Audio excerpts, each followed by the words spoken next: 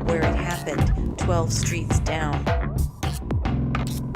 My name is Helen Walters. I'm from London, but I live in New York. I'm a writer, and I've been writing about design for about 10 years. I used to write for a magazine, a British magazine called Creative Review, and then I moved to New York, and I'm still a contributing editor to Creative Review, and I write for various design magazines around the world. I wrote an article maybe 7 years ago about t-shirt graphics, which was published in Creative Review, and a book publisher called Lawrence King in London saw the article and liked what I'd done with it, and so he asked me if I would compile a book of contemporary t-shirt graphics, which I did. 100% Cotton was published in 2001, and then it went down well, people liked it, so then I did another one, and that was 200% Cotton. And then this summer, 300% Cotton will be published again by Lawrence King, and in Italy and Germany, China, Japan, all around the world. Well, I mean, this is just one part of my life. I mean, the t-shirts have taken up rather more of my life than I ever thought that they would, to be quite honest with you, because there's a real subculture in t-shirt design that means that it's constantly moving and it's constantly changing. So in the 3 books that I've done, I've had completely new content for each book. So everyone has been different, and everyone has really reflected the time in which it was made. So in the most recent book, it's really interesting to see how politics and how global issues and how, you know, things that are very, very serious have started to be reflected in art.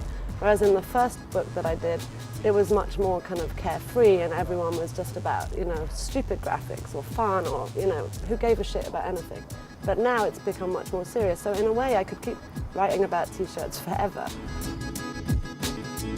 So in a way that this art is taken out onto the street and it's seen by so many more people than a canvas or something that is static that you put on the wall, that people then have to make a conscious decision to go and see that when it's in the gallery.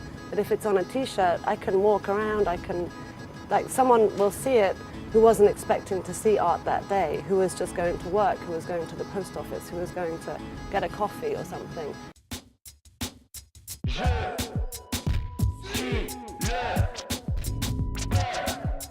So we started off the day with a presentation of the history of t-shirts, which I gave. And then we had a presentation from Aaron, who is one of the artists that came from New York with me.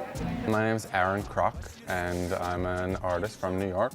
And I'm here as part of Helen Walters' t-shirt workshop, as part of SignJam. The reason she invited me was because I paid her a lot of money to bring me over. But other than that, I'm a photographer and media artist, and so we're going to use some photographs and photography in the t-shirt designs that the students do when they customize their t-shirts.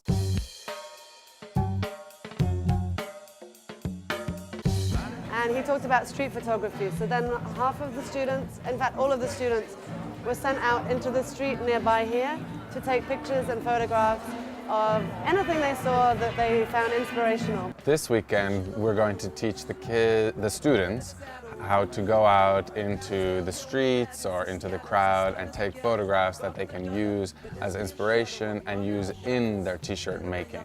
So they can take a picture of themselves or of their friends or of some signs on the street, and then they can bring it back, and we have the computer set up and we're going to download the photos and print them on iron-on paper. So then they can put the photo on their t-shirt and begin to customize the t-shirt that's unique for them. Is to make a t-shirt that represents the essence of themselves.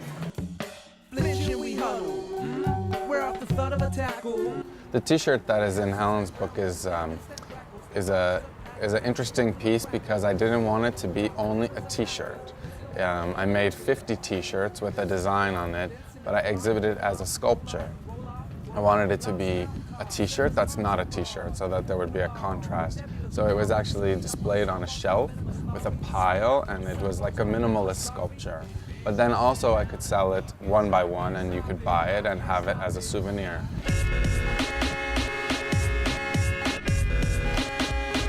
I'm Kristen, I'm living in Frankfurt and I'm still studying.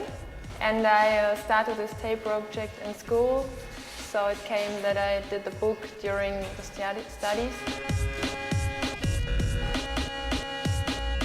Tape is important also for this street art workshop here, because it's a material, and it's another material than a spray can or a pencil, and it's more maybe three-dimensional, the work you can do with it, but you can also write with it or illustrate with it, same things you do with a pencil or spray can.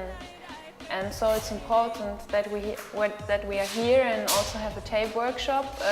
Some people are longing for a new material.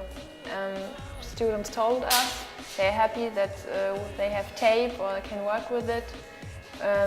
Tape is as spontaneous as markers, or you can take it in your pocket and can use it on the street. As a graphic designer, I'm interested on one hand on colors, but on the other hand also on the different materials and different structures of tape, and also on the typography, which is on some company tapes. Very interesting for me, and then to make a mix or like an illustration, which I can do in this way on the computer, or which is not so original. Yeah, and then I made a signage system with tape with a friend of mine. And after this I began to make these illustrations I also have in the book.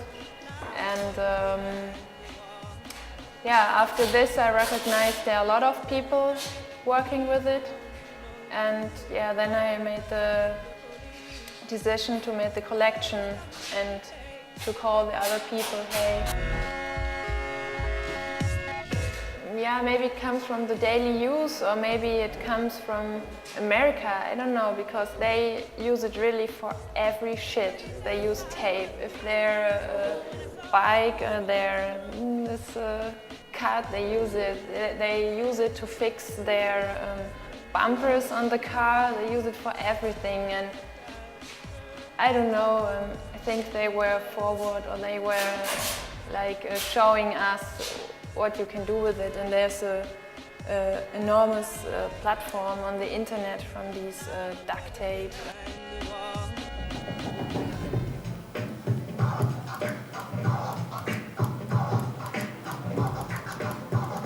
Okay, so I'm Laurent Burt from Paris. I'm a graphic designer. We are here and we do this. So I developed a book in order to learn scratch techniques in the turntable and the mixtable. So I developed some ideograms in order to translate all the motion with the hand on the mixtable and on the turntable. And the aim of this project was to write down all the music that the scratcher have done.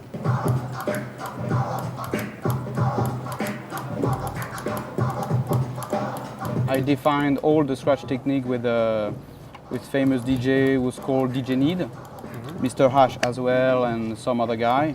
They are DMC championship in 2002, so they know about techniques.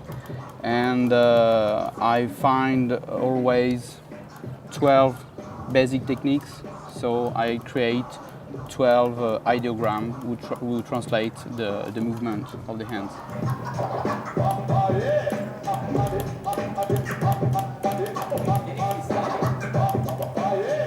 The workshop will be more a conference than a workshop, because it was difficult to order for 10 turntables and a lot of noise with people, so I just decided to have one turntable and one mixtable, and explain to the students how this idea came to my head, because I'm coming from the graffiti artist, so I studied typography and calligraphy on the second time to my school, So I like scratch music. I decided to do this project. So I will explain how it's coming, and then DJ Mr. Ash will show how the technique is working with the two hands and on the vinyl, on the mix table, and then the students, the guy, can try again.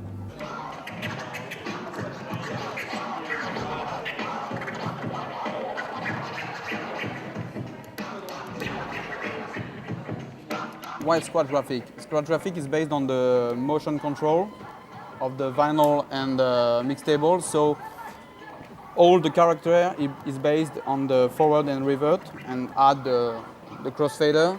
So all the character seems to be like a movement.